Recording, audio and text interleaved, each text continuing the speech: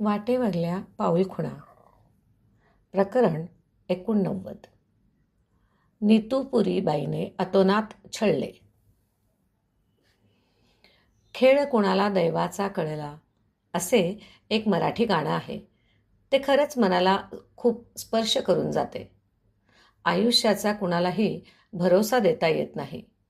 तो राव आहे की रंक आहे, तेथे सगळेच सारखे. त्या करता करवित्याच्या हातातलं खेळणं. प्रमोदजी गेले तेव्हा मला खरोखरच वेदना झाल्या होत्या.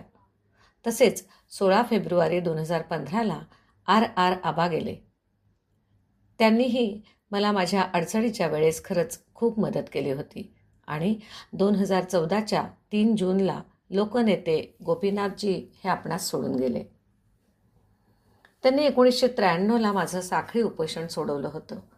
ते स्वतः आले होते, तेव्हा ते विरोधी पक्षनेते होते. 3 जूनला ते गेले त्या दिवशी मनाला खूपच वेदना आणि यातना झाल्या. तसेच त्याच दिवशी अनिल कीर हे ज्येष्ठ निवेदक, ज्यांनी वाचलेले पुस्तक मी ऐकून अभ्यास केला होता.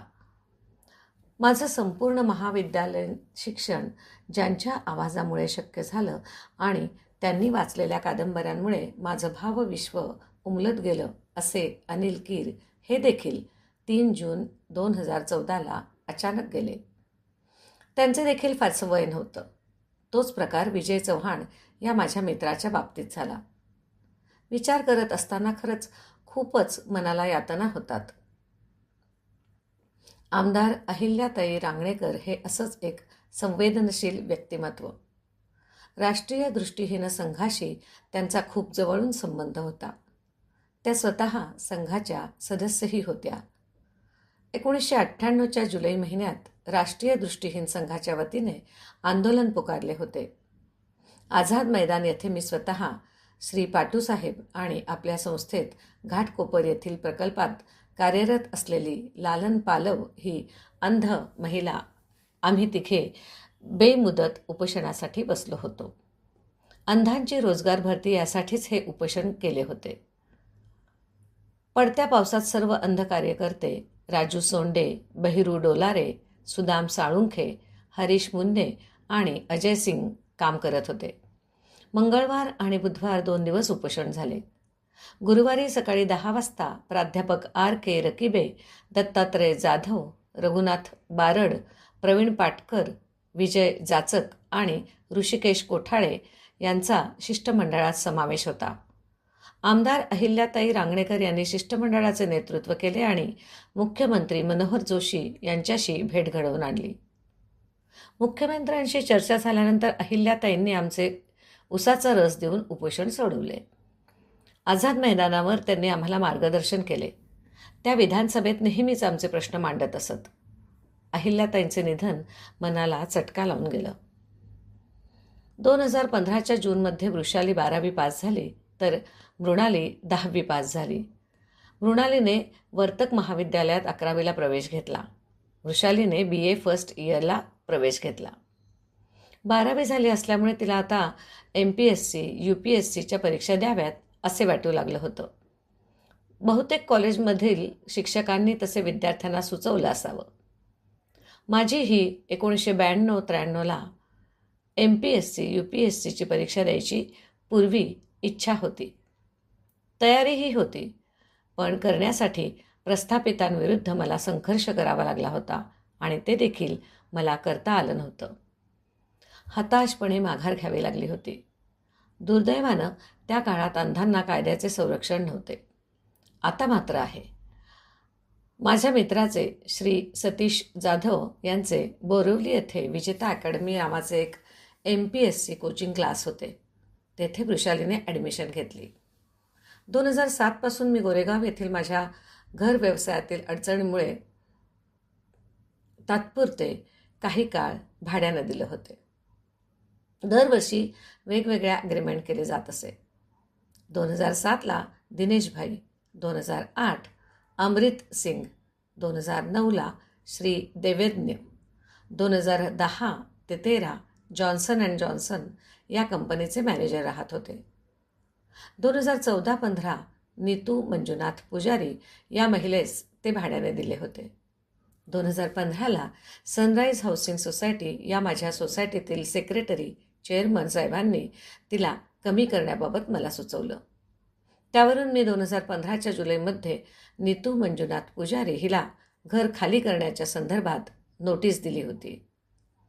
दुर्दैवाने त्या दिवशी माझे एक मित्र दत्तात्रय पाटील यांना लोकल डब्यांच्या मध्ये पडल्यामुळे जबर मार लागला होता. त्यांना KEM रुग्णालयात ॲडमिट केले होते. त्या बाईला नोटीस देऊन मी DD पाटील यांना भेटण्यासाठी KEM रुग्णालयात गेलो होतो. दुर्दैवाने 12 जुलै 2015 रोजी श्री DD पाटील यांचा दुर्दैवी अंत झाला. रेल्वेच्या मध्ये 2 डब्यात जे अंतर असते ते अंधांसाठी खूपच त्रासदायक असते. DD पाटील हे माझे मित्र दररोज प्रवास करणारे असूनही आणि त्यांचं चलन वलन मोबिलिटी ओरिएंटेशन अतिशय व्यवस्थित असूनही त्यांना आपला जीव गमवावा लागला हे अतिशय दुर्दैवी होते. अनेक अंधांना असे दुर्दैवी अपघात होतात. म्हणून रेल्वे प्रशासनाने यावर कायमस्वरूपी बंदोबस्त करावा अशी या लेखाच्या माध्यमातून विनंती करतो. लातूरला मी 10वीपर्यंत शिक्षण घेतलं. माझा मोठा मावस भाऊ म्हणजेच लातूरचा अण्णा याने मला लहानपणी मनाचे श्लोक, मारुती स्तोत्र, गणपती स्तोत्र, रामरक्षा हे सगळं शिकवलं होतं. तर छाया वहिनी यांचेही माझ्याकडे खूप लक्ष असायचं. 2015च्या जुलैमध्येच वहिनी खूप आजारी होत्या. म्हणून त्यांना भेटण्यासाठी लातूरला जाणं झालं. माझ्याबरोबर वृषालीही आली होती. वहिनी खूपच आजारी होत्या. त्यांना कॅन्सर सांगितला होता आणि तो आता शेवटच्या टप्प्यातला होता. त्यांची तिथं भेट घेतली. पण तिथे त्यांच्या मुलीकडून वर्षाकडून मला खूप काही ऐकावे लागले. आईच्या आजाराला तुम्हीच जबाबदार आहात असे ती म्हणाली. मला फार वाईट वाटलं. याला मी जबाबदार कसा आहे हे मला कळलं नव्हतं. वर्षा काय बोलत होती हेही मला कळत नव्हतं. सुनील भाऊ धुमाळे हे वर्षाचे सख्खे काका आणि माझे मावस भाऊ. मी त्यांना 1995ला त्यांच्या अडचणीच्या काळात मुंबईत घेऊन आलो होतो. 95 ते 2011 पर्यंत सुनील भाऊ मुंबईत होते. दरम्यानच्या काळात जेव्हा जेव्हा मी लातूरला गेलो तेव्हा तेव्हा आदरणीय छाया वहिनी आणि बाळूभाऊ माझ्याकडे सुनील भाऊविषयी अत्यंत प्रेमाने चौकशी करत असत. 2011ला दुर्दैवाने सुनील भाऊ राहत असलेली मुंबईतली रूम अतिक्रमणात पाडली गेली. नवीन रूम घेण्यासाठी स्वाभाविकच पैसे कमी पडत होते. माझी ही आर्थिक परिस्थिती तेव्हा बेताचीच झाली होती. म्हणून सुनील भाऊला मुंबईत राहणे शक्यच नव्हते. म्हणून ते पुन्हा आपल्या स्वतःच्या घरी लातूरला राहायला गेले. सुनील भाऊ लातूरला राहायला आले म्हणून वहिनींची तब्येत बिघडली असे वर्षाचे मला सांगणे होते. असे वर्षाचे मत झाले होते. त्यामुळे ती माझ्यावर खूपच चिडली होती. तुम्ही जर सुनील काकाला मुंबईत ठेवले असते तर माझ्या आईची तब्येत बिघडली नसती असे ती मला म्हणत होती. आणि मुंबईत मी त्यांना कुठल्या आधारावर ठेवू शकत होतो ते त्यांच्याच घरी गेले होते. त्यामुळे मी वहिनींच्या आजारपणाला जबाबदार कसा हे मला कळलं नाही. वर्षा असं बोलली हे अण्णालाही बिलकुल पटलं नव्हतं, आवडलं नव्हतं. वहिनींना भेटण्यास गेलो काय आणि हे ऐकायला मिळाले. घर फिरले की घराचे वासेही फिरतात असे म्हणतात. संकट एकटे येत नाही, ते इतर संकटांना बरोबर घेऊनच येते. वहिनींना भेटून पुन्हा मुंबईत आलो आणि केवळ 2 महिन्यात 7 ऑक्टोबर 2015लाच वहिनी गेल्या. वहिनींच्या अंत्यसंस्कारासाठी पुन्हा लातूरला गेलो होतो.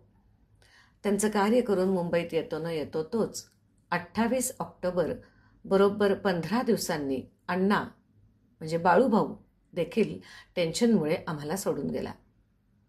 खूपच दुर्दैवी प्रकार हा सगळा. वरील 3ही वेळेस त्या घरी केवळ 10 मिनिटं थांबलो. तिथे थांबण्याची इच्छाच झाली नाही. केवळ अण्णांच्या आणि वहिनीच्या प्रेमाखातर तिथे जात होतो. मुक्काम घारापूरकर गुरुजी यांच्याकडेच केला. त्यानंतर थोड्याच दिवसात लातूरचा, जिथे मी अनेकदा वास्तव्यास राहिलो, आमच्या मावशीचे घर हे विक्रीस काढले आणि तो विषय संपला. 2016च्या 1 फेब्रुवारी रोजी नीतू पुजारीशी केलेला घराबाबतचा करार संपणार होता. मला माझ्या गोरेगाव येथील घरी पुन्हा जाऊन राहायचं होतं. वृषाली बोरिवलीत MPSCचे क्लास करत असल्यामुळे आणि रात्री 6 ते 9 हा क्लासचा वेळ असल्यामुळे वसईला जाणं येणं करणं खूपच त्रासदायक होत होते. म्हणून गोरेगावला राहणं आवश्यक होतं. तसेही नीतू पुजारीचे ॲग्रीमेंट संपणारच होते. तशी जुलै 2015ला तिला एक नोटीस दिली होती. दुसरी नोटीस तिला नोव्हेंबर 2015ला दिली. जेव्हा 1 फेब्रुवारीला ॲग्रीमेंट संपले तेव्हा नीतू पुजारी या महिलेने घर खाली करण्याचे मान्य केले होते, परंतु 1 दिवसाची मुदत मागितली होती. उद्या तुम्ही तुमचे सामान घेऊन या, मी घर खाली करून ठेवते, असे ती मला म्हणाली होती. म्हणून 2 फेब्रुवारी 2016 रोजी मी आणि वृषाली किरकोळ सामान जेवढे हातात नेणं शक्य आहे तेवढेच घेऊन माझ्या गोरेगाव येथील घरात गेलो. तेव्हा नीतू पुजारीने घर खाली केलेले नव्हते. ती म्हणाली की 5 मिनिटात करते, थोडं थांबा. आम्ही बसलो. एवढ्यात तिनं घरात जाऊन 100 नंबरवर तक्रार करून पोलिसांना बोलावून घेतलं. पोलिसांना सांगितलं की हा अंधळा माणूस मला विनाकारण त्रास देत आहे. पोलिसांनी मला आणि वृषालीला जबरदस्तीने आमचे काहीही ऐकून न घेता पोलीस स्टेशनला नेलं आणि पोलीस स्टेशनमध्ये वरिष्ठ पोलीस निरीक्षकाच्या समोर उभे केलं. तेव्हा तिने 100 नंबरवर केलेली तक्रार ही चुकीची आहे हे वरिष्ठ पोलीस निरीक्षकांच्या लक्षात आले, कारण माझ्याकडे योगायोगाने घराचे सर्व कागदपत्र होते. नीतू पुजारी हिला पोलिसांनी विचारणा केली तेव्हा ती म्हणाली, मी फक्त अजून 4 दिवसांची मुदत मागत आहे. मी यांची आपणाकडे तक्रार केली नाही तर थोडा अवधी द्या अशी माझ्या वतीने तुम्ही विनंती करा, असे ती पोलिसांना म्हणाली. प्रकरण 90. आणि पूर्वी सीलबंद केलेला माझा फ्लॅट अद्याप तसाच आहे. नीतू पुजारी या महिलेने 100 नंबरवर तक्रार केल्यानंतर जे पोलीस आले त्यांनी मला अतिशय जबरदस्तीने पोलीस स्टेशनमध्ये नेलं होतं. ही माझी पोलीस स्टेशनला जायची पहिलीच वेळ नव्हती. यापूर्वी वेगवेगळ्या कारणास्तव पोलीस स्टेशनमध्ये जाणं झालं होतं आणि तेथील अनुभव खूपच चांगला होता. मुंबई पोलिसांचे कामकाज अभिमानास्पद असल्याचं माझं मत बनलं होतं. माझ्याकडून काहीही चूक नसताना अचानक पोलीस येतात काय आणि मला घेऊन जातात, हा काय प्रकार आहे, जो माझ्यासाठी वेदनादायक आणि भीतीदायक होता. वृषाली ही माझ्याबरोबर होती. तीही खूप घाबरली होती. लगेच मी ॲडव्होकेट उदय वारुंजीकर यांना फोन केला. तेव्हा ते म्हणाले की काही हरकत नाही, तू बिनधास्त पोलीस स्टेशनमध्ये जा. तेथे तुमची दोघांची बाजू ऐकून घेतली जाईल आणि हे पोलीस जरी तुला जबरदस्ती करत असतील तरी वरिष्ठ पोलीस निरीक्षक तुला नक्की समजावून सांगतील. त्या बाईलाही समजावून सांगतील आणि तुझ्याकडे घराचे सगळे कागदपत्र असल्यामुळे तुला साहेब मदत करतील. अर्ध्या तासात मी पोलीस स्टेशनमध्ये गेलो. वरिष्ठ पोलीस निरीक्षक श्री अविनाश सावंत साहेब होते. दिंडोशी पोलीस स्टेशनच्या हद्दीतली माझ्या घराची इमारत असल्यामुळे स्वाभाविकच आम्ही दिंडोशी पोलीस स्टेशनचे वरिष्ठ पोलीस निरीक्षक अविनाश सावंत साहेब यांच्यासमोर होतो. सावंत साहेबांनी मला नेमकं काय झालं आहे ते विचारलं. सर्व तपशील मी त्यांना व्यवस्थित सांगितला. माझ्या घराच्या कागदपत्री फाईल माझ्याजवळ होती. ती संपूर्ण फाईल साहेबांनी चेक केली. माझ्या घरावर तेव्हा LIC हाऊसिंग फायनान्सचे लोन होतं. लोन असल्याची फाईल देखील माझ्याजवळ होती. साहेब म्हणाले की सगळे व्यवस्थित आहे, घर तुमचं आहे, मालक तुम्ही आहात. मग त्या बाईने 100 नंबरवर तक्रार का केली? त्या बाईला फोन करून बोलावून घेतले. त्या बाईची चौकशी केली. ती म्हणाली की मी 100 नंबरवर तक्रार करणे हा माझा उद्देश नव्हता. केवळ तुम्ही यांना माझ्यासाठी विनंती करा की मला अजून काही काळ त्या घरात राहायचं आहे. सावंत साहेब म्हणाले की आम्ही तसे त्यांना सांगू शकत नाही. घर त्यांचं आहे, ते अपंग आहेत, अंध आहेत, त्यांना तिथे येऊन राहायचं आहे. त्यामुळे तुमचं भाड्याचं ॲग्रीमेंट संपलं आहे, तुम्ही तात्काळ घर खाली करा. नीतू पुजारी म्हणाली की मला अजून 2 महिने तिथे राहणं गरजेचं आहे, कारण माझ्या मुलीची परीक्षा आहे. माझी मुलगी 10वीला आहे, म्हणून तेथे मी राहणार आहे. सावंत साहेब म्हणाले की 2 महिन्याचा कालावधी खूपच मोठा आहे. त्यांना लगेच येथे येऊन राहायचं आहे. त्यांची मुलगी MPSCची तयारी करत असल्यामुळे तिला लांबून येणे शक्य होत नाही, म्हणून ते इथे येऊन राहणार आहेत. ॲग्रीमेंट हे पूर्वीच केलेलं होतं. शाळा आणि 10वीची परीक्षा ही नेहमीच असते. ॲग्रीमेंट करतानाही तुम्ही तशी 10वीची परीक्षा लक्षात घेऊन करायला हवं होतं. आता इलाज नाही. तुम्ही घर खाली करा आणि यांना राहू द्या.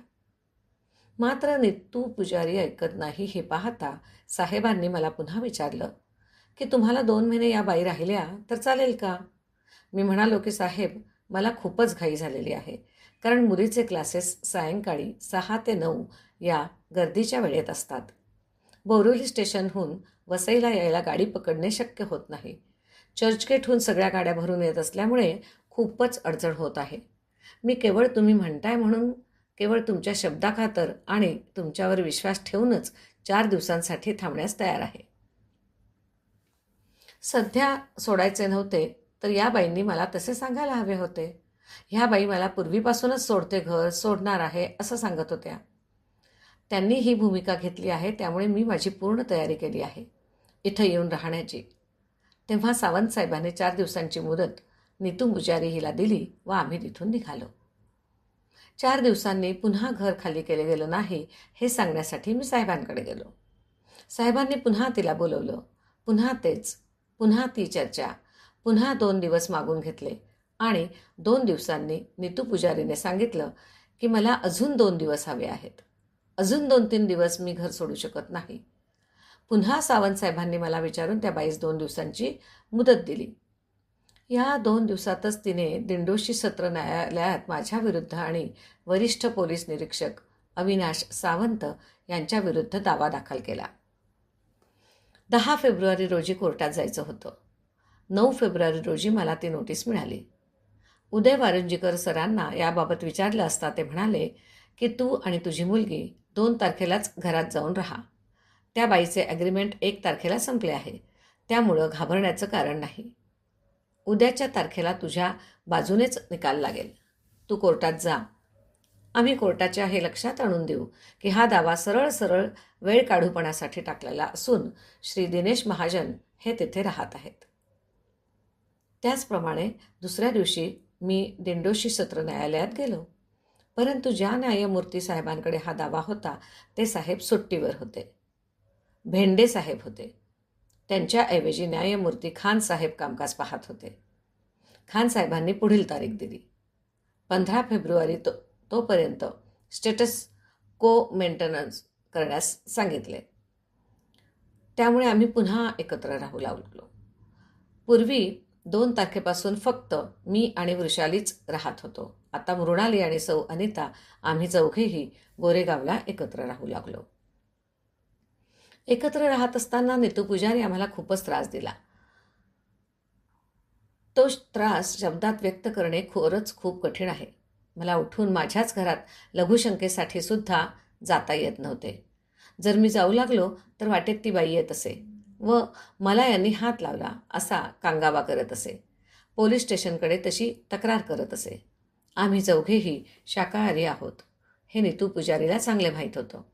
आम्ही कधीही मांसाहार केला नाही हे तिला माहीत होतं आणि म्हणूनच आम्ही गणेश चतुर्थीच्या दिवशी उपवास सोडायला बसलो असता तिने मुद्दाम घरात मासे तळायला सुरुवात केली. हा खूपच मानसिक त्रासाचा प्रकार होता. रात्री अपरात्री जोरात भांड्यांचा आवाज करणे, जोरजोरात बाथरूममध्ये कपडे धुण्याचा आवाज करणे, लाल मिरच्या तळायला ठेवणे तेही मध्यरात्री. त्यामुळे घरभर धूर होत असे, ठसका येत असे, जोरजोरात गाणे म्हणून नाचतही असे.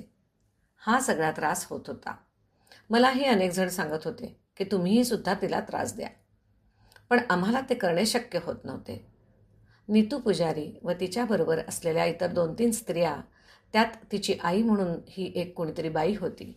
माहीत नाही खरंच आई होती का दुसरं कोणी होतं. 2 मावश्या, 3 मुली होत्या. या सगळ्या मिळून आम्हाला छळत असत. तिचे यजमान हे कधीच राहायला घरी येत नव्हते. ते फक्त दुपारी किंवा संध्याकाळी थोडा वेळसाठी येत असत. 15 तारखेचा काहीतरी निकाल लागेल असे वाटत असताना मी माझ्या वकिलासमवेत न्यायालयात गेलो. परंतु नितू पुजारी आणि तिचे वकील न्यायालयात आलेच नाहीत. त्यामुळे पुन्हा पुढची तारीख पडली. ती 24 फेब्रुवारी होती. म्हणून पुन्हा येरे माझ्या मागल्या. एकत्र राहणे क्रमप्राप्त होते. नीतू पुजारी अधूनमधून आम्हाला घरात येऊ नका असेही म्हणत असे, बाहेर ढकलत असे. परंतु पोलीस श्री अडाणी साहेब, श्री अनावकर साहेब, कडू मॅडम येऊन मध्यस्थी करत असत. पुढील तारीख 24 होती. परंतु 20 तारखेला शनिवारी मी कामावर गेलो असता नीतू पुजारी आणि तिच्या समर्थकांनी सौ अनिता आणि मृणाली हिला घरातून धक्के मारून बाहेर काढले. तसेच आमचे गॅस सिलेंडर बाहेर फेकून दिले. त्यामुळे सोसायटीतील सर्व शेजारी पाजारी धावून आले आणि त्यांनी पुन्हा पोलीस तक्रार केली. कारण सिलेंडर फुटले असते तर खूपच मोठा अनर्थ घडला असता. हे खरं आहे. हा सगळा प्रकार होत असताना, आम्ही एकत्र राहत असताना 8-10 दिवस सोसायटीतील सगळ्या शेजारपाजाऱ्यांनी आम्हाला खूपच मदत केली. किंबहुना जेवणसुद्धा आम्हाला शेजारी बनवू देत नव्हते, स्वतः डबा आणून देत असत. डॉक्टर लवेश आणि त्यांची पत्नी अश्विनी हे दररोज जेवण आणून देत असत. तसंच बगडेबाई, बाजूच्या भानुशिली भाभी सर्वजण खूपच वेगवेगळे पदार्थ देऊन आम्हा सहकार्य करत असत. सोसायटीचे सेक्रेटरी आहेर साहेब आणि चेअरमन घोष साहेब यांचा देखील मानसिक आधार होता. परंतु त्या दिवशी स्थानिक नगरसेवक श्री सदाशिव पाटील आणि आमदार श्री सुनील प्रभू यांना बोलावले आणि या अंध व्यक्तीवर विनाकारण अन्याय होत आहे असे सोसायटीतील सगळ्यांनी त्यांना सांगितले. तेव्हा त्या दोघांनी मधला मार्ग असा काढला की दोघांनाही बाहेर काढा आणि घराला सील लावा. त्या दिवसापासून जे सील लागलं आहे ते अजूनही लागलेलंच आहे. पोलिसांनी 145 अंतर्गत कारवाई केली. त्या कारवाईला उत्तर देण्यासाठी, न्याय मागण्यासाठी मी बोरिवलीच्या मेट्रोपॉलिटन कोर्टात 67वे न्यायालय श्री कर्वे साहेब यांच्याकडे गेलो. अजूनही फ्लॅट सीलबंदच आहे. दरम्यानच्या काळात मला बऱ्याच गोष्टींचा उलगडा झाला. सोसायटीच्या जवळच नीतू पुजारीचे नातेवाईक राहत होते, श्री घोलप कुटुंबीय. त्यांचा आमच्या सोसायटीत केबल कनेक्शनचा व्यवसाय होता. त्यांनी सांगितले की हा प्रकार नीतूने जो केला आहे अतिशय दुर्दैवी आहे. हा तिने एकटीने केलेला नाही. तिने आमदार विद्याताई चव्हाण यांची मदत घेतली आहे आणि राजकीय दबाव आणून तिने हे सगळं घडवून आणलं आहे. तुम्ही विद्याताईंना जाऊन भेटा, त्या तुम्हाला मदत करतील. मी माझे सगळे कागदपत्र विद्याताईंकडे श्री घोलप यांच्या मदतीने पाठवले, परंतु काहीही उपयोग झाला नाही. श्री रामराजे नाईक निंबाळकर सरांच्याकडे मी गेलो. त्यांना याबाबत सगळी माहिती दिली. रामराजे सर म्हणाले की तुमच्या परिसरातील आमच्या पक्षाच्या आमदार विद्याताई आहेत, मी त्यांच्याशी बोलतो. रामराजे सरांनी विद्याताईंना फोन केला आणि मला त्यांना भेटण्यास सांगितले. म्हणून मी त्यांना फोन केला आणि भेटण्याची वेळ मागितली असता त्या म्हणाल्या की मला साहेबांचा फोन आला होता, तुम्ही मला भेटण्याची गरज नाही. मी पूर्वी त्या बाईला मदत करत होते, परंतु आता त्यातील व्यक्ती तुम्ही आहात हे मला कळले, त्यामुळे मी तिला मदत करत नाही. दावा टाकण्यासाठी विद्याताईंनी मदत केली. मग दावा मागे घेण्यासाठी का करत नाहीत, हा माझ्या पुढील प्रश्न आहे. पण तो मी अनेकदा त्यांना विचारला, पण उत्तर मिळत नाही. पुढील प्रकरण पुढच्या फाईलमध्ये ऐकूया.